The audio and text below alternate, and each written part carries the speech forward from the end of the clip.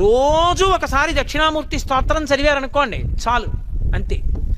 ఆడవనివ్వండి, మగనివ్వండి, పిల్లలవనివ్వండి, ప్రయోజకులు అవుతారు, చక్కగా ఉంటారు. ఏమి పెద్ద ఇబ్బంది పడిపోయి భయంకరమైన స్థితిలోకి వెళ్ళిపోకుండా కాపాడుతుంది దక్షిణామూర్తి స్తోత్రం. అంత గొప్పది. దక్షిణామూర్తి దక్షిణాన్ని ఎందుకు చూస్తాడంటే ఆయన మృత్యుంజయుడు. ఆయన ఉత్తరాన్ని కూర్చుని దక్షిణాన్ని చూస్తాడు. మృత్యువును గూర్చినటువంటి భయము లేనివాడాయన.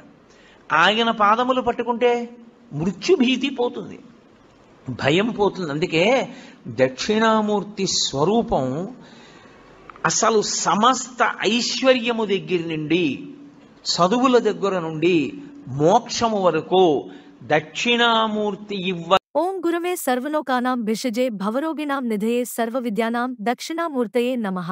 ఓం శ్రీ దక్షిణామూర్తయే నమః.